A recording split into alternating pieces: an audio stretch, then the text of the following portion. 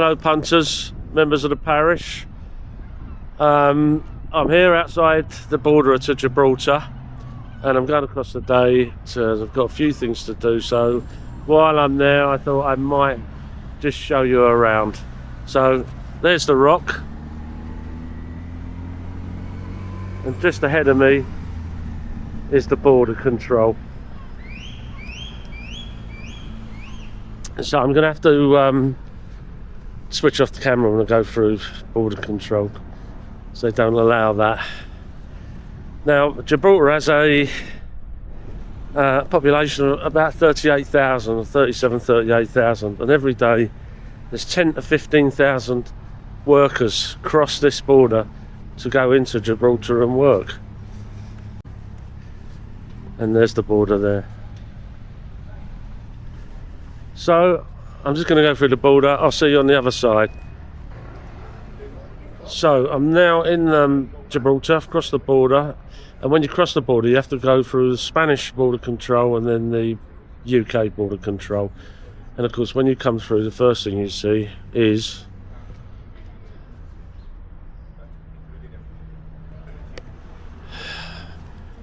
a British telephone box. Now interestingly enough, not so long ago you would drive in to Gibraltar and you would just drive across the runway of the so-called international airport of Gibraltar, and they call it an international airport, but actually the flights only go to the UK, and the airport is over there.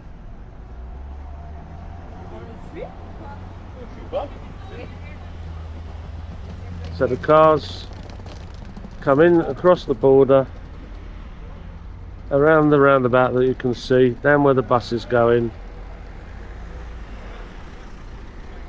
and they drive under a tunnel, and that takes them right round the back of Gibraltar and into the centre of Gibraltar. But however, for pedestrians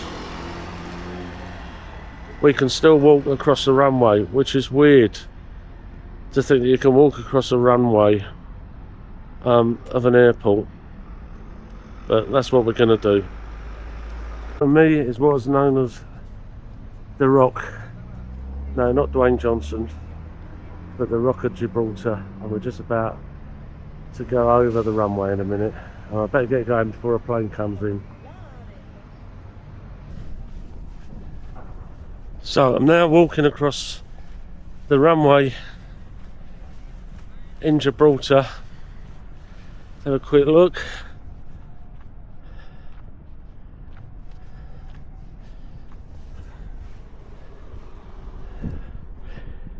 That's the airport over there, and there don't appear to be any planes arriving. Normally it's British Airways and EasyJet that are landing there. But it's crazy when you think of it, when you think of all the security that's in airports all over the world, and yet up until not so long ago you could actually drive your car across this runway and there'd be planes over there that really could cause a big problem.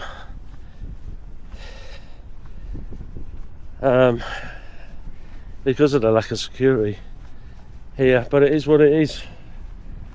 If there's a plane coming in to land, the barriers will come down either end of the runway, and you just have to wait until the plane has either landed or it takes off. So anyway, I'm coming towards the end of the runway now, and I'll see you when we get into the centre of Gibraltar. Now at the top of the rock there's what they call Barbary monkeys. I think so now. Well, Barbary Marquez monkeys. They're the only wild monkey population found in Europe, and a legend says that as long as the monkeys remain on the rock, Gibraltar will stay under British rule. I think it was Churchill who said that. Now up there in the rock, a lot of it is hollow, and it's riddled with over 30 miles, about 48 kilometres of tunnels And they were originally dug by the British military for the defence of Gibraltar, particularly during the Great Siege and the Second World War.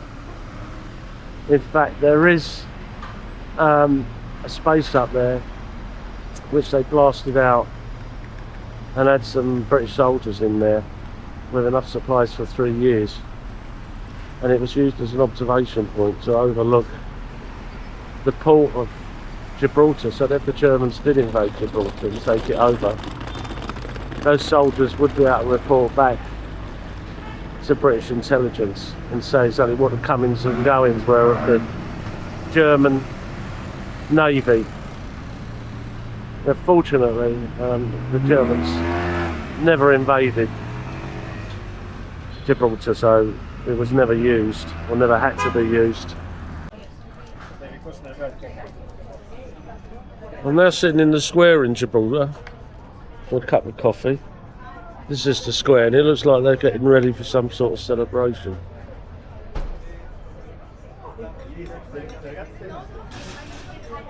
Now, one of the reasons I've come down is because I've got to go to the Rolex shop to have my bracelet on my Rolex watch adjusted. There it is, look. Isn't she lovely? And before anyone says anything, it is a real fucking Rolex, not a snide. And for that purpose, I've brought my minder down with me, and I'm going to introduce you to him. Meet Big Gaz, who also happens to be wearing a Rolex as well. Now, anyone who watches Charlie Beach's channel on YouTube, if anyone does, he's got a minder called Fred. He's a lot younger than Big Gaz. So Gaz is my minder. I'm not sure I'd be able to do anything if I was attacked for my Rolex. He'd probably be fucking useless, but he likes to feel like he's doing something, and I feel, you know, you've got to look after the senior citizens in the community, haven't you, eh? Well, say hello, Gaz. How are you? Okay. And they're setting up a sound stage.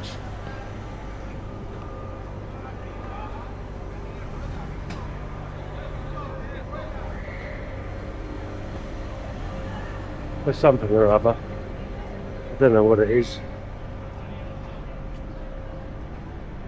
And I'm just about to head up into the main street in Gibraltar, where all the duty-free alcohol shops and cigarette shops are, and jewellery,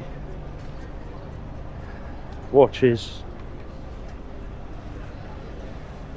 because we don't pay any VAT, value added tax, here in Gibraltar. Now, the language spoken in Gibraltar is called Llanito, and it's a mix between Andalusian Spanish and British, although most British people will call it Spanglish. And sometimes you'll be listening to it and you just hear Spanish being spoken with English words, or vice versa, English being spoken with Spanish words. And it's really strange to listen to, and whenever I come down, I always forget that I'm in Gibraltar. So wherever I go, I'll speak Spanish. And a lot of the workers are English here, and they'll just look at you and say, what? So I'm just about to go in the Rolex shop, see if I can get my Rolex resized. So I'll have to switch the camera off because I don't think they're going to let me film in here, and I'll see you very... Yeah, the Gibraltarians see themselves as fiercely wanting to remain under British rule, and you'll see a lot of these type of thing on graffiti.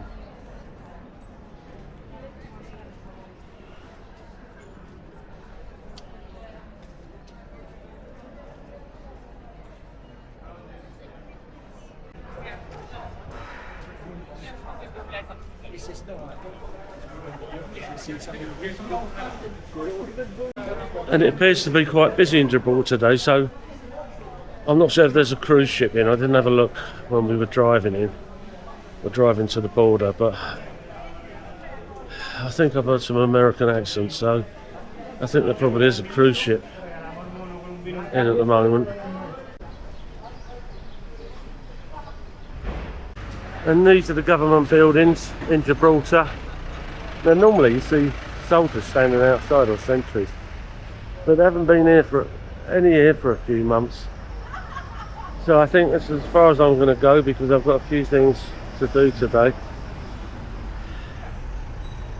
And I'm not going to have time to fit everything. If I was to carry on further up the street, we'd come to the cemetery where a lot of the sailors, or some of the sailors, are buried who fought in the Battle of Trafalgar. Because Nelson's body was brought here and then put in a cask or a barrel of rum to preserve his body before he was taken back to England. So yeah, I'm not going to go any further down. I've got things to do, but next time I come down, I'll have a look around. Anyway, I'm heading back now, so I'm going to go get some petrol, because the petrol's very cheap in Gibraltar, and go to one of the supermarkets, which is a British supermarket, big chain of British supermarkets that we have in Gibraltar called Morrison's. So yeah, I'm going to go there now. Right, coming up is a place with the tourist guides, and they take you up to the top of the rock in their minivans, and I can highly recommend it. It's much better than walking to the location where the cable car is and you're going up there. When you get in the minibus with these guys, they will give you a history lesson about Gibraltar. They'll take you everywhere. You haven't got to walk anywhere. They'll bring you back down. I can't recommend it highly enough. And I've had to do it several times when I've had visitors and family over, and it's a lot easier than trying to do it independently. Well, I'm going to go into Marks and Spencer's, which is a bit of an upmarket store that sells food and clothes. In England, I think there's one in Marbella as well. So I'm going to go in there and treat myself to some home delights. So we always make the point, me and my friends, whoever's driving, of filling up the petrol, because it is actually, let's see if I can zoom in. Yeah, it is £1 and 4 pence, or almost £1 and 5 pence for a litre of petrol. I forgot to say, the currency in Gibraltar is the British pound, UK sterling. I can tell you that's a lot cheaper than petrol in the UK and in Spain. I don't know what that would work out to in the States, because obviously you're using gallons as well, but it's a lot cheaper here. Anyway, we're going to fill up and then we'll run out while you're home, hopefully back through the border without too much of a queue, although there normally is at this time. And then if we get stopped to see if we've got any contraband on us, that'll take longer. With Spain, because we're leaving Gibraltar, and I'm amazed that there isn't a bigger queue here, because normally at this time there's people going home and could be waiting at least an hour, sometimes even more than that.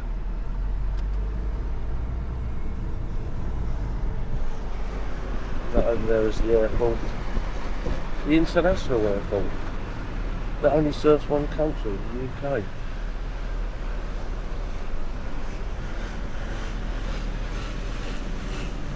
Right, so I'm going to have to put the camera down now, coming up to the border. Definitely won't like me filming. See you in a minute. Into La Linea, which is the Spanish frontera town with Gibraltar.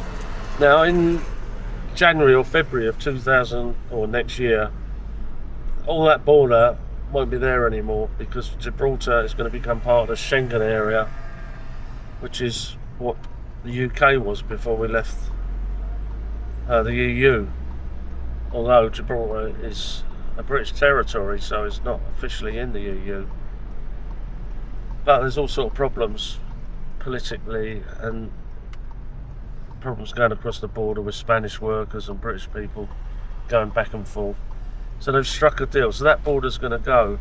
The border will be moved to the airport, where I'm not 100% sure. I'm not sure whether it's going to be border agency people or Spanish border people there checking passports, and also at the seaport in Gibraltar,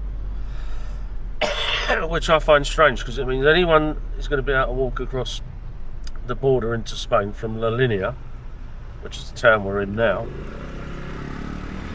But if you're flying into Gibraltar and you're British and you're flying into Gibraltar, which is a British territory, and you're British, you're going to be checked by the border control, which it doesn't make sense to me.